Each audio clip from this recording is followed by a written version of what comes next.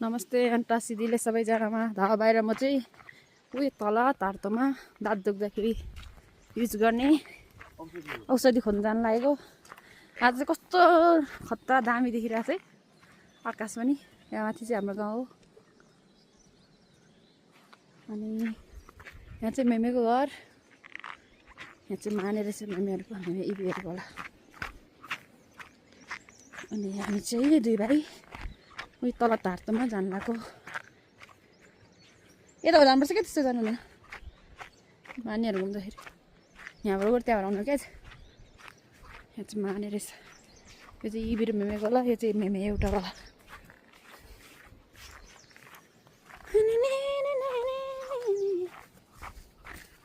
यहाँ चाहिँ उत्तिसको रुख ढाले छ। यहाँ त गाउँ रोप्या रहेछ तलतिर चाहिँ।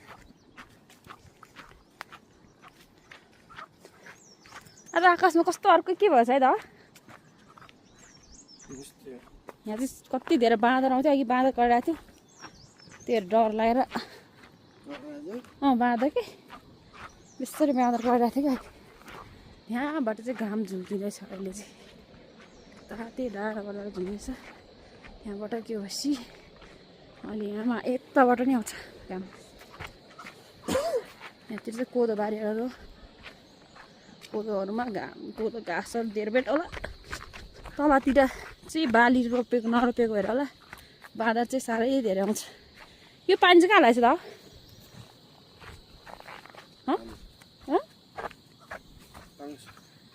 यो यहाँ पानीको पाङसिङमा पानी लाग्छ अरे। यो पाङसिङपट्टि त मान्छे खासै बस्दैन होइन?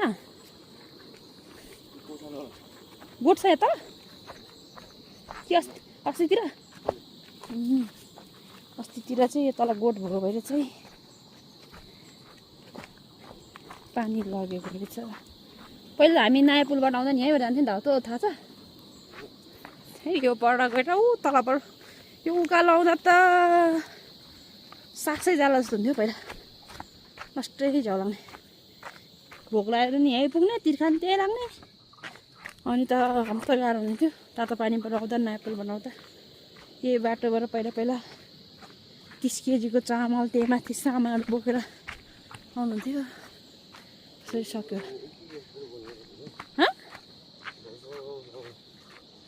भोइस ओभर त गर्न नै हुनुपर्ने। यो तल चाहिँ कोदो बिचरा सबै लडेछ कोदो त। बाँदरले खाएर आयो कोदो। तलतिर केही गाउँमै छैन। पहिला पहिला यो पहाडीतिर यो तलतिर सबै रोप्थ्यो। अन्त मान्छेहरू सबै विदेश काठमाडौँ, यहाँ गाउँमा त बुढाबुढी मात्रै, के रोप्ने त केही छैन। साह्रो छ गाउँतिर। यहाँ कोदो यस्तै कोदो टिपिसक्यो, टिपेको कि बनाएर टिप्यो यस्तो भएछ। सायद टिपेको होला त। बाँदरले दुःख दिएर हरे पनि टिपेको जस्तो छ।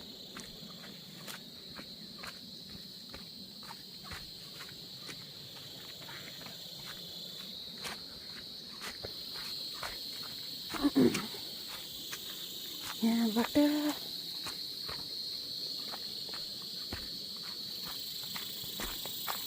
बाटो मान्छे नहिँड्ने भएर होला खासै। अब यहाँ पहिला त मान्छे हिँड्ने भएर दसैँको अगाडि खनेर एकदमै राम्रो बनाउँथ्यो। अहिले त मान्छे खासै नहिँड्ने भएर उताको बाटो चाहिँ अलिक नराम्रो रहेछ।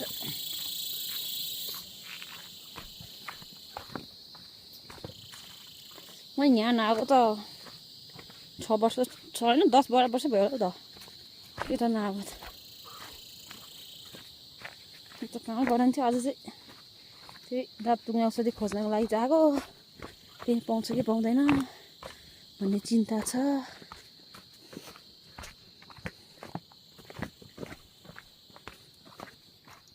यहाँ त पहिला बर्खामा बाख्रा थियो कि है त? कसको बाख्रा? मिङ्गरको बासनको बाख्राहरूलाई थियो अरे यहाँ। ऊ तल चाहिँ यहाँ चाहिँ अब जमखोरमा चाहिँ घाम लागेछ। यो जमखोर हो, यहाँ चाहिँ घाम लागेछ यताबाट।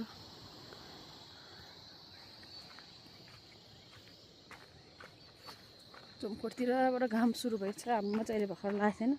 त्यो डाँडाबाट अब यता डाँडाबाट आयो भने चाहिँ कहाँबाट जाने भाइ त्यो तल यहीँबाट कहाँ पुग्छ नि पोल बाटो थाहा छ मलाई थाहा जाऊ तँ जाउँ त मलाई के थाहा मलाई थाहा छैन हाम्रो धावा भाइलाई चाहिँ यहाँको बाटो थाहा छैन मलाई चाहिँ खासै बाटो थाहा छैन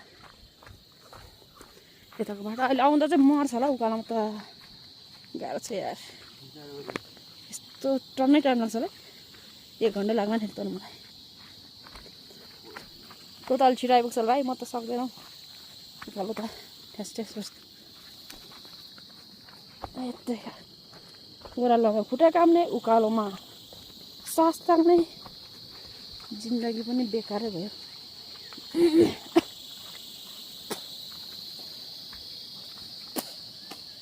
त्यही ओह्रालो छ यत्रै फेरि उकालो फेरि ओह्रालो आमामा बाटो त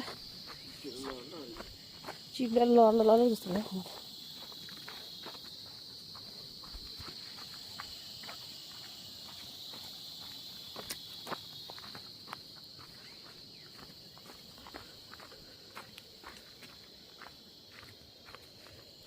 यो तलतिर गाउँ हो कि तोरी हो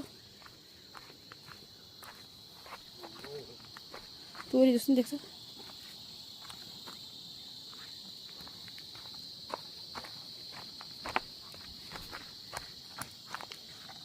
यस्तो बाटोमा हिँड्दैछ दुई भाइ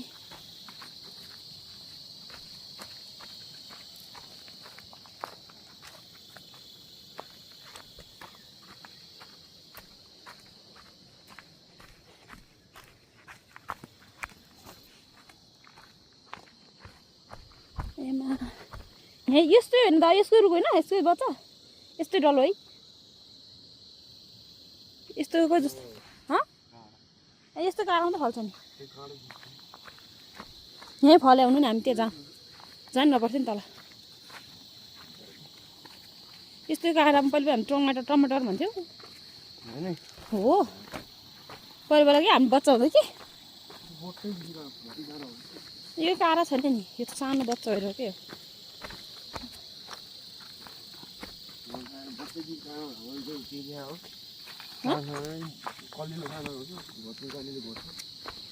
त्यस्तो पो हुन्छ जस्तो लाग्छ मलाई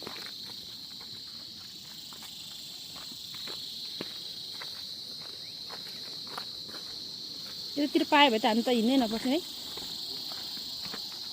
यो पानी चाहिँ कहाँबाट ल्याएको छ भाइ कहाँको पानी हो यो धारमा कहाँ झरेको छ त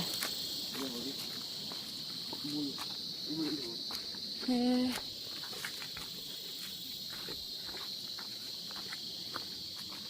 यस्तो कहाँ यस्तो एउटा थियो पो रहेछ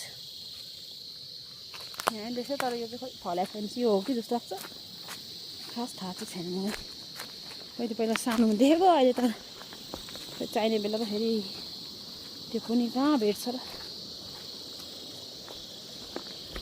यहाँ चाहिँ पङ्क्सिङ हो पहिला हामी त्यसरी यहाँ तलबाट बाटो हिँडेर आउँदाखेरि चाहिँ यहाँ छक्कै मार्थ्यो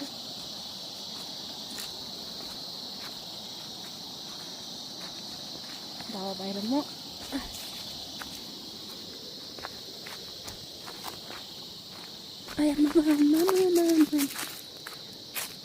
यहीँ पाउनु नि है यहीँ पायो भने त हामी हिँड्दै नपर्छ यति तल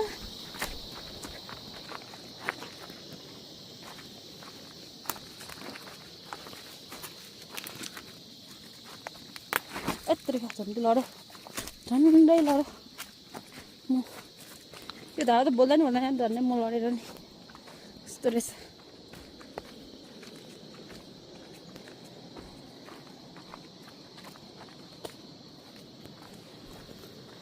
गाह्रो छ गाह्रो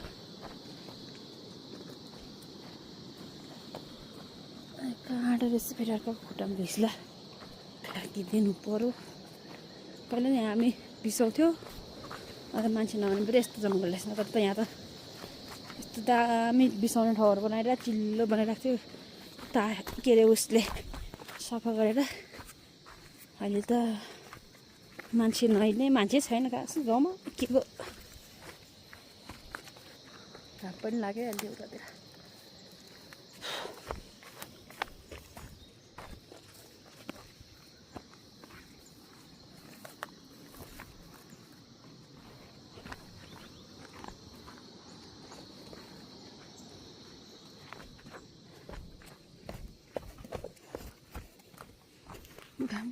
यहाँ चाहिँ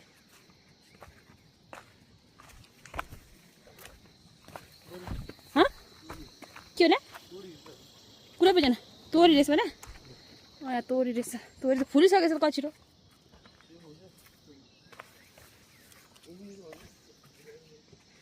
बाउहरू रोप्यो भने पनि खाइहाल्छ ल यता कुरो लाग्यो खाइहाल्छ होला नि के अरे बाँदरले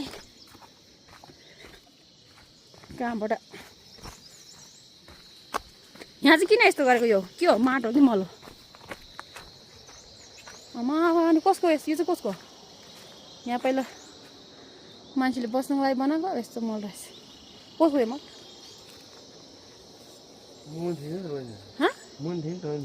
जम्लो जस्तो थिएन मन थिएन यहाँ चाहिँ के भन्छ यो चाहिँ अल्लो रहेछ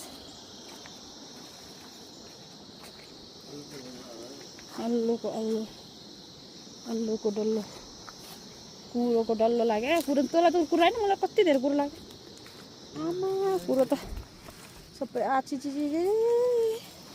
यत्तिकै गाउँमा फोहोर लगाइरहेको र कुरो पनि लाग्यो यत्रो बर्बाद कुरै कुरो रहेछ यत्रो बाटोमा नि कुरो उयो तल चाहिँ लप्सी रुख्थ्यो कहाँ तलतिर पहिला हामी लप्सी धान आउँथ्यो त्यसरी खै अरिङ्गलको कहाँ त्यहाँ चाहिँ अरिङ्गलको गोरु रहेछ कहाँ हो खै रुखै छैन कहाँ हो रुखै छैन ए अरिङ्गलको गोरु हामी दोर्जेल देखाएर क्याटी खानेहाल्छ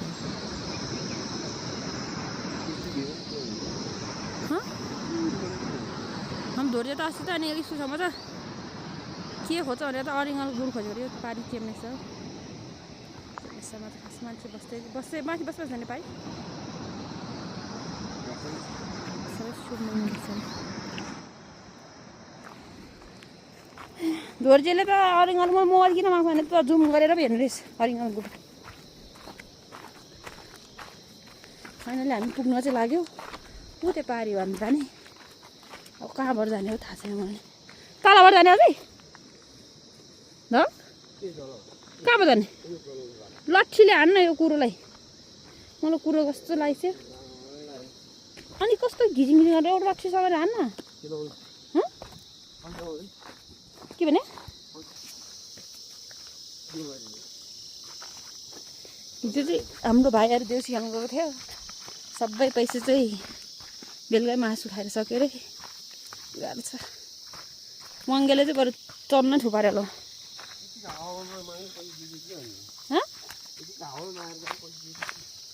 कति घर मागेर हाम्रोमा त आयो नि त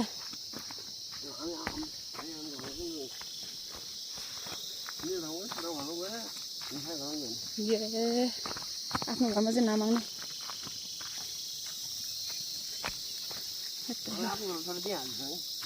तिमीहरूले हालेर देउसीमा नै उनीहरू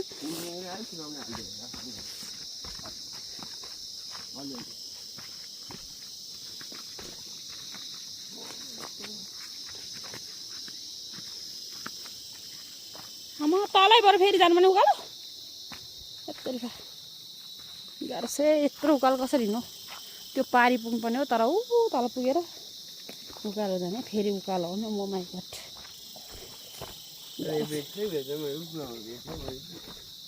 छ भने थियो खोज्ने नि एक प्लास्टिक लैजाने पायो भने त 10 वर्षले पुग्ने गरे होइन ल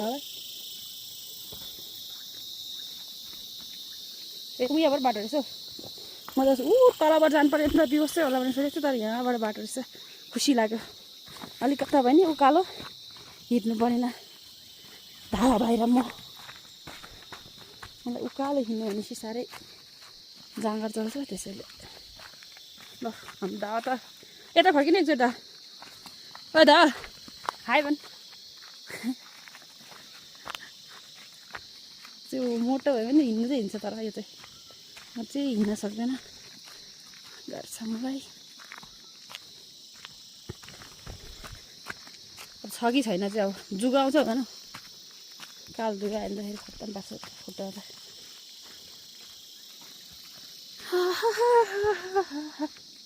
यहाँ चाहिँ पहिला बर्खामा चाहिँ गोठ राखेको रहेछ मामाहरूको, सिस्नु पनि रहेछ। स्याउरो लिएर मन चाहिँ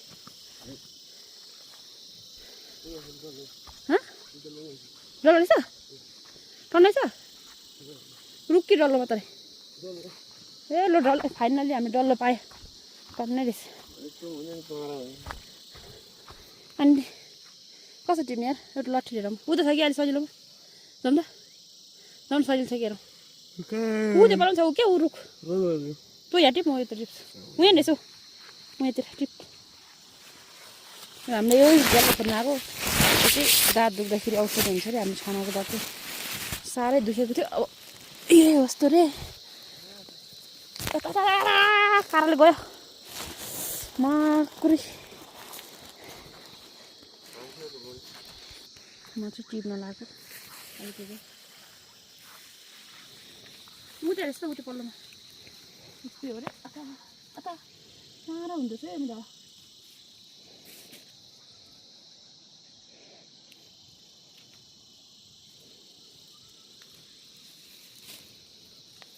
साह्रो गाह्रो रहेछ। लाग्छ सुरु लाग्छ सुरु जस्तै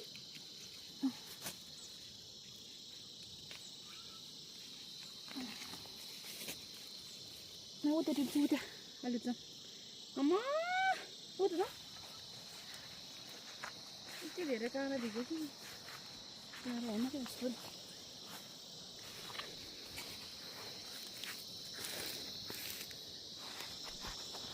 जुगा छ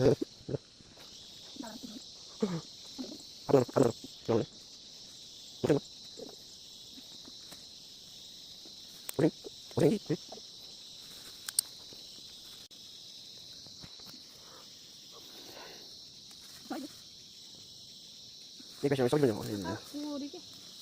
Parale.